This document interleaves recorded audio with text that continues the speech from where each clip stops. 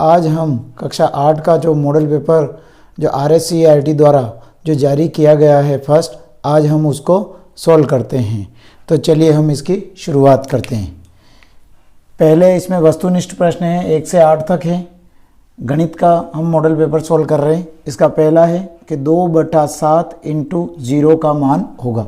तो देखिए ये 2/7 इंटू 0, तो 2 को 0 से गुणा किया तो 0, 0/7, 0 में 7 का भाग लगाया तो 0। तो इसमें हमारा आंसर ऑप्शन स में 0 है, तो ये आंसर हो जाएगा। सेकंड क्वेश्चन है कि समीकरण 3x - 1 = 14 में बायां पक्ष होगा। दो पक्ष होते हैं, एक पक्ष तो होता है हमारे पास में दायां पक्ष और एक होता है बायां पक्ष। ठीक है, बायां पक्ष। ठीक है, हमारे पास में दो पक्ष होते हैं, एक तो दायां पक्ष और एक होता है बायां पक्ष। जो हमारा हाथ ये वाला हम ये लिख रहे हैं, तो जैसे एक समीकरण है कि 3x + 4 = 2x + 3, ये सवाल है। इसमें इसको तो बोलेंगे हम दायां पक्ष और इसको बोलेंगे हम बायां पक्ष। ठीक है, बायां पक्ष। अब इसमें हमारे इस सवाल में हमें बात की गई बाएं पक्ष की, तो ये समीकरण है 3x - 1 = 14 में ये तो होगा दायां और ये होगा बायां। तो 3x - 1 कौन से ऑप्शन में? ऑप्शन स में, ये हमारा आंसर हो जाएगा। क्वेश्चन नंबर 3 है कि वर्ग के प्रत्येक कोण का माप होता है। देखिए ये एक वर्ग है हमारे पास में, ये वर्ग है, तो वर्ग में ये प्रत्येक कोण का माप कितने डिग्री का होता है? 90 डिग्री का होता है। तो ऑप्शन अ हमारा राइट हो जाएगा। चौथा प्रश्न है कि 9 की पूर्ण वर्ग संख्या है, यानी पूर्ण वर्ग का मतलब होता है कि जैसे कि ये वर्ग बोलते हैं हम कि 9 को 9 से गुणा करते हैं, तो 9 को 9 से गुणा करते हैं तो 81 होते हैं। तो इसमें हमारा 81 ऑप्शन द में राइट हो जाएगा। ऐसे ही 5वां सवाल है कि संख्या 5 की घन संख्या, घन का मतलब होता है कि उस संख्या का क्यूब, यानी 5 का घन यानी 5 का क्यूब। 5 का क्यूब का मतलब 5 को 3 बार लिखना, 5 × 5 × 5 गुणा कर लो। 5 को 5 से गुणा, 5 की टेबल 5 बार बोले 25, 25 की टेबल 5 बार, 25 पंजे 125, यानी 125 आंसर। तो ऑप्शन स में ये हमारा आंसर हो जाएगा। अंकित मूल्य माइनस विक्रय मूल्य बराबर क्या कहलाता है? यानी कि अंकित मूल्य यानी किसी भी वस्तु पे जो अंकित मूल्य होता है वो, और विक्रय मूल्य उसे कहते हैं जो बेचने के मूल्य को। अर्थात अगर मैं अंकित मूल्य में से विक्रय मूल्य को अगर घटा देता हूं तो वो क्या कहलाता है? वो कहलाता है हमारे पास में बट्टा। क्वेश्चन नंबर 7 है, एक पदी व्यंजक है, यानी कि जिसमें एक पद में व्यंजक है। देखिए एक पद में व्यंजक 4x में है, 4x + 3y 2 पद में व्यंजक है, इसमें भी 2 पद में व्यंजक है और इसमें 3 पद में व्यंजक है। तो हमारा इसमें एक पदी बीजी व्यंजक का उदाहरण 4x होगा, ये हमारा आंसर होगा। 8वां सवाल है कि 0.000035 संख्या का मानक रूप होगा। तो मानक रूप निकालना है। तो देखिए अब पॉइंट के बाद में संख्या कितनी है? पॉइंट से पहले 1 2 3 4 5 6, तो इसको लिख सकते हैं हम 0.1 2 3 4 और 5 और 6 बटा, ये पॉइंट हटाया तो यानी कि 1 2 3 4 5 6, यानी कि 1 2 3 4 5 6 ये हो गया। ठीक है, अब 0 है तो 35 बटा, हम इसको लिख सकते हैं 10 की घात 6। अब 10 की घात 6, अब हमें इस टाइप में इसके आंसर चाहिए, तो हम ये प्लस में है तो ऊपर आएगा तो माइनस में हो जाएगा। तो 35 × 10 की घात -6। अब 10 की घात -6, अब हमें क्या करना? एक पॉइंट लगाना। तो ये पॉइंट लगाया, तो इसका हमने एक पॉइंट लगाया, तो इसमें पॉइंट लगाते ही एक इधर बढ़ जाएगा। तो इसमें 3.5 इंटू, अब ये एक है 10 की घात 1 है, तो इसमें से एक कम हो जाएगा, तो 10 की घात -5, यानी कि हमारा आंसर होगा 3.5 × 10 की घात -5। तो 3.5 × 10 की घात -5 ये हमारा आंसर हो जाएगा, और इसको हम मानक रूप में बोलते हैं। क्वेश्चन नंबर 9 है कि -19/29 × 29/-19 = 1 में गुणधर्म का नाम लिखिए। क्या कि इसमें आपने कौन सा गुणधर्म का उपयोग किया जिससे कि आंसर इसका 1 आया? देखिए अब -19/29 का हमने इसका उल्टा किया यानी गुणात्मक किया, तो गुणा किया हमने। तो अगर हम इसको गुणा करते हैं क्रॉस तो ये कट रहा है आपस में और इसका आंसर 1 आ रहा है। तो इसका जो गुणधर्म का जो नाम होगा वो हो जाएगा गुणात्मक प्रतिलोम। प्रतिलोम का मतलब होता है उल्टा, यानी गुणात्मक प्रतिलोम गुणधर्म, ये इसका आंसर होगा। अब ऐसे ही 10वां सवाल है कि समीकरण 5x + 9 बराबर 5 + 3x को हल कीजिए। तो देखिए हमें x को एक तरफ और बिना x को एक तरफ, तो ये है 5x, इसको हमने पक्षांतरण किया 3x को बराबर से इधर लाए तो ये प्लस के इधर आए तो माइनस के 3x बराबर इधर बचे 5, ये प्लस के 5 है, प्लस के 9 है तो इधर आएंगे तो माइनस के 9 हो जाएंगे। 5x में से 3x गए तो 2x। अब देखो 5 में से 9 नहीं जाते तो -9 में से 5 गए तो माइनस के 4 बचे। इनटू में संख्या तो बटे में चली जाएगी, -4/2, 2 दूनी 4, यानी x बराबर आ गया -2 आंसर हो जाएगा। क्वेश्चन नंबर 11 है कि संख्याओं में से प्रत्येक के घन के इकाई के अंक ज्ञात कीजिए। यानी कि ये संख्या है हमारे पास में 3331, तो पहले इसका इकाई का अंक है 1, ठीक है। इकाई का अंक क्या हो गया हमारे पास में 1। अब इसका क्यूब करेंगे, घन का मतलब क्या होता है क्यूब, यानी कि इस संख्या को हमें 3 बार लिखना होता है, 1 × 1 × 1 कितना आया 1।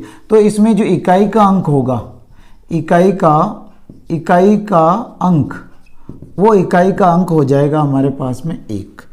अब ऐसे ही दूसरा सवाल है अपना 1027 में इकाई का अंक है 7, तो यानी कि ये 7 का क्यूब, 7 का क्यूब का मतलब 7 को 3 बार लिखेंगे, 7 × 7 × 7। अब देखो 7 को 7 से गुणा किया 49 को 7 से गुणा करेंगे तो 343 होगा, और 343 में इकाई का अंक क्या है 3, तो इसमें जो इकाई का अंक होगा, इकाई अंक हो जाएगा हमारे पास में 3, ये इसके आंसर हो जाएंगे। 12वां सवाल है कि भारती के पास 15 पेन हैं तथा मीनाक्षी के पास 45 पेन हैं, तो दोनों के पास पेनों का अनुपात ज्ञात कीजिए। 2 लड़कियां हैं, एक तो है भारती और दूसरी है मीनाक्षी। भारती के पास में तो है 15 पेन और मीनाक्षी के पास में है 45 पेन, ये अनुपात है, ठीक है। अब हमें इसका अनुपात निकालना, काट दो इसको 5 की टेबल से, 5 तिया 15 और 5 निम 45, 3 से काट दो, 3 एकम 3 और 3 तिया 9। तो अब भारती और मीनाक्षी के जो पेनों का अनुपात है वो 1:3 है, ये इसका आंसर होगा। कि अब हम इसमें लघुत्रात्मक प्रश्न सोल्व करेंगे खंड अ, जिसमें 13 से 16 तक क्वेश्चन होंगे, जिसमें 13वें में से 13वें के पहला है, और ये क्या है सत्य और असत्य। 13वें में है a की घात m इंटू b की घात m का मान ab की घात m होता है। देखिए इसका जो सूत्र है तो ये पूरा हमारा सही है, तो ये बात सही है, क्योंकि जब हम इसमें जो घातांकें होती है, जब घातांक समान है और आधार अलग अलग होते हैं, ये आधार होता है और ये घातांक होते हैं, आधार जब अलग अलग हो, घातांक 1 हो, तो उसको हम आधार को गुणा कर लेते हैं, तो इसलिए हमारी ये बात जो ये आंसर है ये हमारा सही है। अब 10 की घात 24 में आधार का मान 24 होगा, ये गलत है। देखिए 10 को तो बोलते, देखो 10 को तो बोलते हैं हम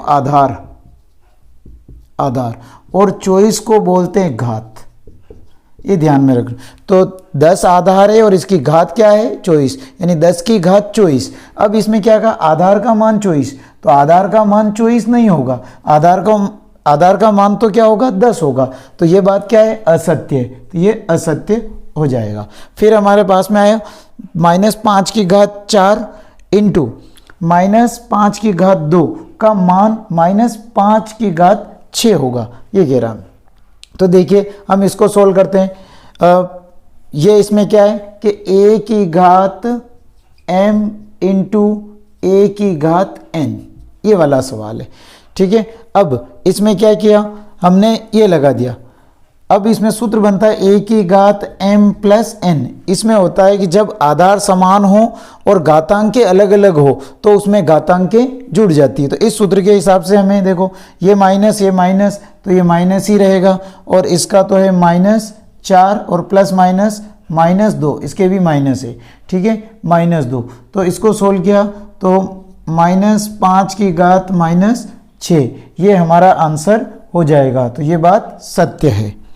अब 2 की घात 5 भागित 2 की घात -6 का मान 2 की घात 11 होता है। यानी कि ये सवाल है, सूत्र है a की घात m बटा a की घात n बराबर a की घात m माइनस n, इस सूत्र से। यानी कि इसमें घातांक क्या हो जाती है, माइनस हो जाती है।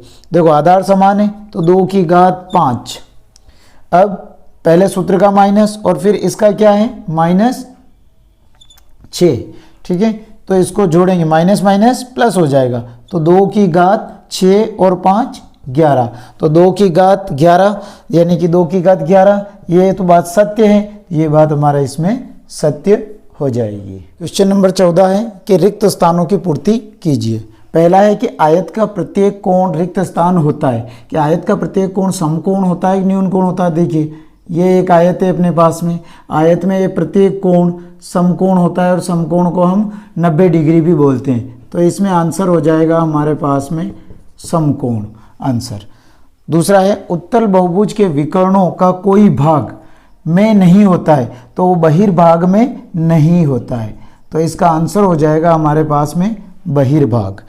पंचभुज के सभी अंतःकोणों का योगफल होता है। देखिए पंचभुज यानी किसी में भी, किसी में पंचभुज है, किसी में षटभुज है, किसी में सप्तभुज है, किसी में अष्टभुज है, तो उनके सभी कोणों का माप कौन से सूत्र से निकाले। तो इसके लिए सूत्र है n-2 इंटू 180, यानी n का मतलब होगा कि ये कितनी भुजाओं की बात कर रहा है, 5। तो देखिए यहाँ पे सोल्व करेंगे, 5 - 2 इंटू 180, तो 5 में से 2 गया तो 3 इंटू 180, 18 54 यानी 540 डिग्री।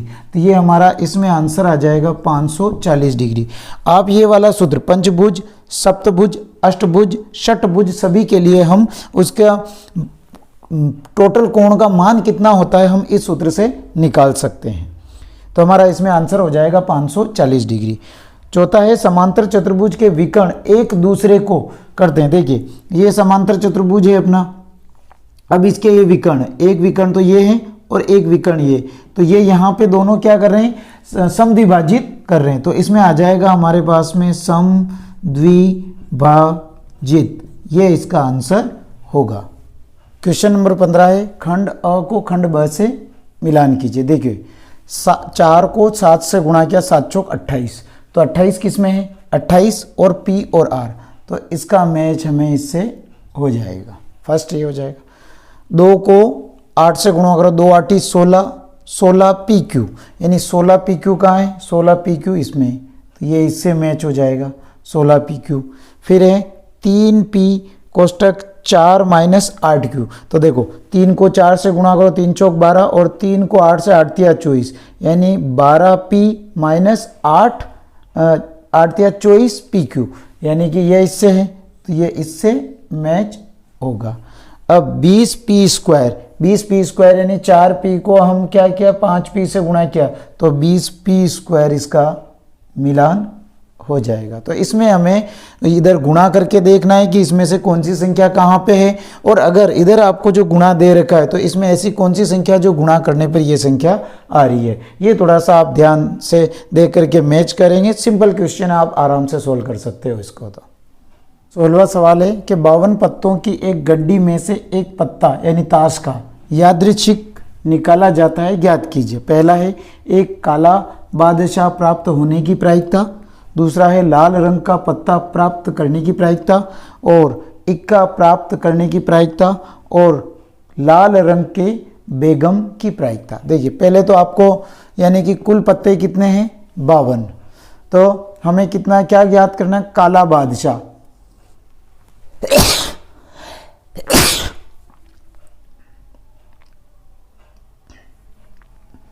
हमें ज्ञात करना है काला बादशाह। तो पूरी गड्डी में काले पत्ते होते हैं 26, यानी कि 13 चिड़ी के और 13 अपने हुक्म के, ठीक है। तो इसमें 2 बादशाह होंगे इसमें, तो यानी कि 2 2/52, ये क्योंकि टोटल पता है, अनुकूल परिणाम बटा कुल परिणाम, 2 एकम 2, 2 दूनी 4, 2 छंग 12, यानी 1/26,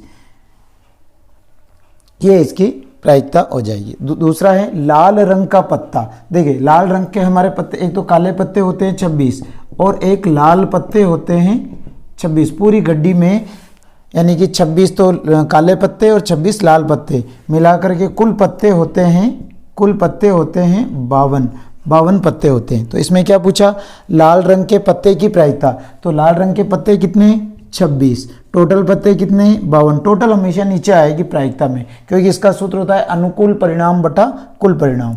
काट दो इसको 2 की टेबल से, 2 एकम 2, 2 तिया 6, 2 दूनी 4, 2 छंग 12, 13 एकम 13, 13 दूनी 26, यानी 1/2 आंसर होगा इसका।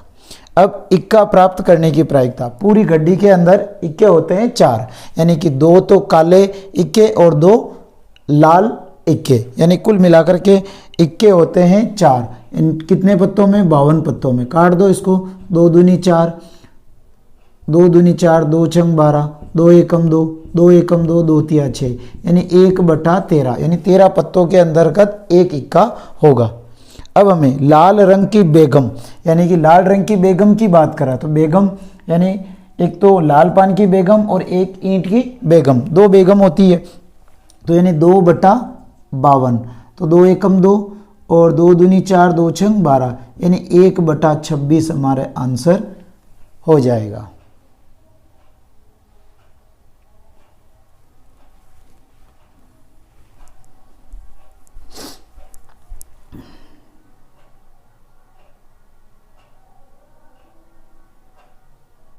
खंड ब क्वेश्चन नंबर 17 से 22 तक, जिसमें 17वां क्वेश्चन है कि अभाज्य गुणनखंड विधि से 9604 का वर्गमूल ज्ञात कीजिए। तो देखिए हम 9604 के हम गुणनखंड करेंगे, तो इसमें पहले लगाएंगे हम 2 का, 2 चौक 8, 1 बच गया, तो ये हो गया 16, 2 8 16, 0 और 2 दूनी 4, 2 से लगाए। अब 2 की टेबल कितनी बार बोले तो 4 आ जाए, 2 दूनी 4, 2 चौक 8, 0, 2 एकम 2। अब इनको जोड़ो, देखो 2 और 6 और 1 7, क्या 7 3 की टेबल में आते हैं क्या, नहीं आते ना, तो हम इसको देखते हैं।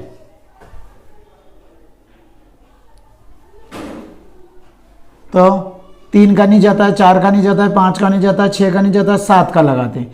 7 तिया 21, 22 23 24, 3 बचे, तो ये हो गए 30, 7 चौक 28, 2 बचे, 7 तिया 21, 7 का लगाएंगे, 7 चौक 28, 6 बचे, 7 नमा की 63 और 7 7 49 और 7 एकम 7। तो इसमें 9604 के जो गुणनखंड बने, तो 2 × 2 × 7 × 7 × 7 × 7। अब हम इसमें वर्गमूल निकालना है, तो इसका वर्गमूल निकालेंगे, 9604 का वर्गमूल निकालेंगे, तो इसमें से तो 1 2 7 और 7, 7 7 49, 49 को 2 से गुणा करेंगे तो ये हो जाएंगे 98। तो ये जो होगा 9604 है, 98 का वर्ग होगा, ये आंसर हो जाएगा। क्वेश्चन नंबर 18 है कि किसी समांतर चतुर्भुज के 2 आसन्न कोणों का अनुपात 3:2 है, तो समांतर चतुर्भुज के सभी कोण ज्ञात कीजिए, ये सवाल है। देखिए ये है समांतर चतुर्भुज,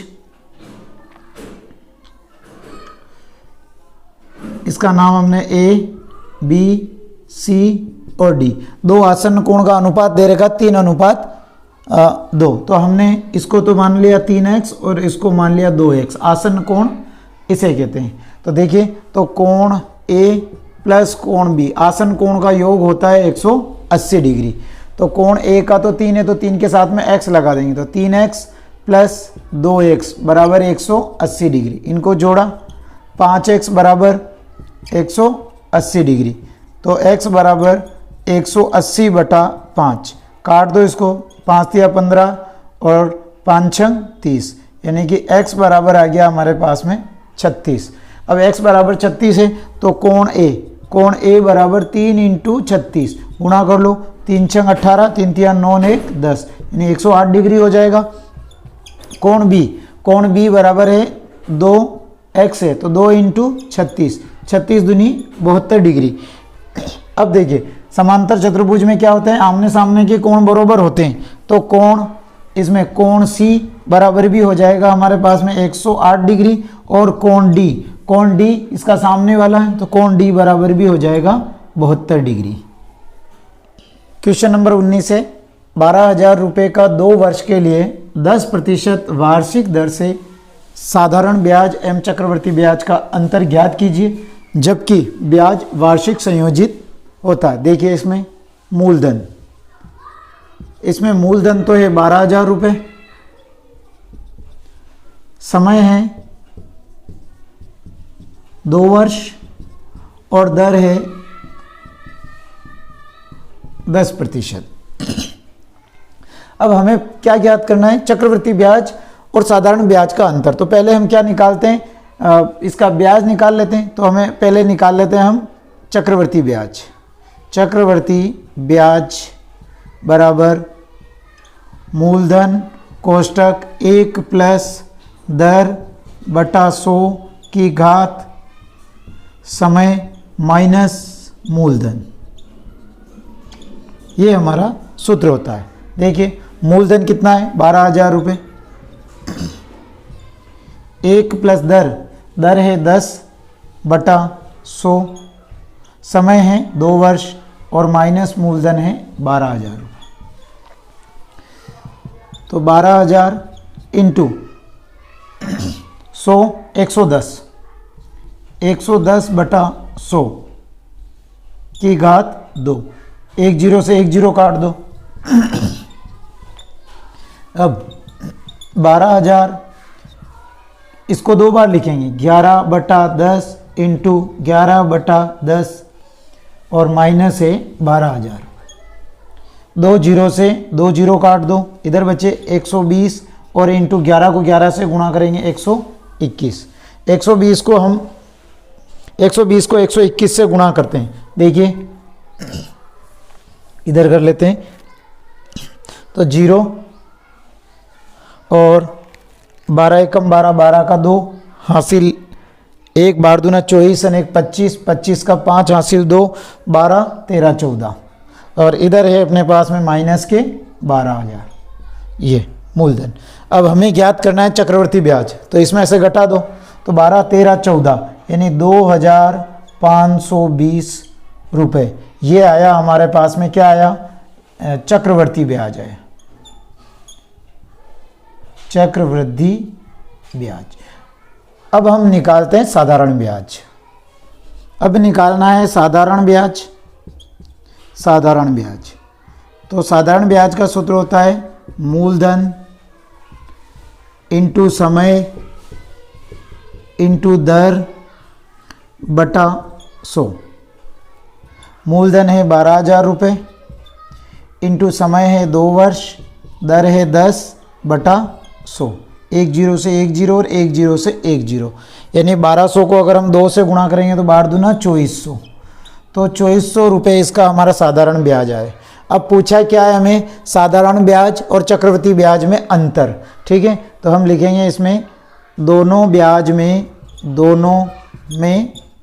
अंतर, दोनों ब्याज में अंतर यानी 2520 माइनस 2400, तो ये 25 यानी कि 0 2 और 1 यानी कि 120 रुपये का अंतर साधारण ब्याज और चक्रवृद्धि ब्याज में होगा।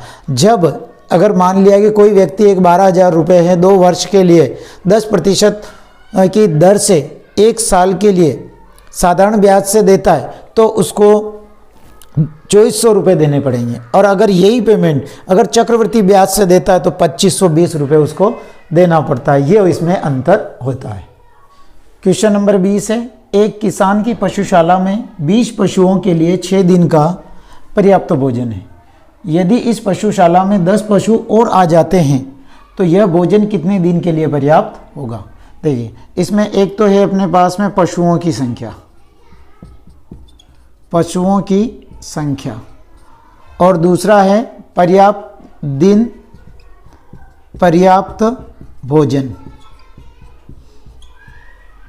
इस टाइप से टेबल है। देखिए पशुओं की संख्या, एक पशुशाला में पशु कितने हैं? 20 पशु हैं। के लिए भोजन कितने दिन है? 6 दिन है। पर्याप्त भोजन है। यदि इस पशुशाला में 10 पशु और आ जाते हैं तो बताइए अब पशुशाला में कितने पशु हो जाएंगे? 20 और 10 30, यानी कि ये पशु हो जाएंगे 30 और तो आ जाते हैं। तो यह भोजन कितने दिन के लिए पर्याप्त होगा? यानी कि हमें ये निकालना, मान लिया इसको हमने y मान लिया। तो जब ऐसा कोई सवाल आए तो आप हमें इसको गुणा करेंगे तो 20 × 6 बराबर 3 × y। इंटू में संख्या इसके बटे में आ जाएगी तो 20 × 6 बटा 30 बराबर y। 0 से 0 काट दो, 3 एकम 3, 3 दूनी 6, 2 दूनी 4, यानी y बराबर कितना हो जाएगा?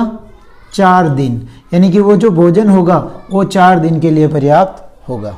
क्वेश्चन नंबर 21 है कि समीकरण 3 कोष्ठक t-3 बराबर 5 कोष्ठक 2t + 1 को हल कीजिए और उत्तर की जांच भी कीजिए।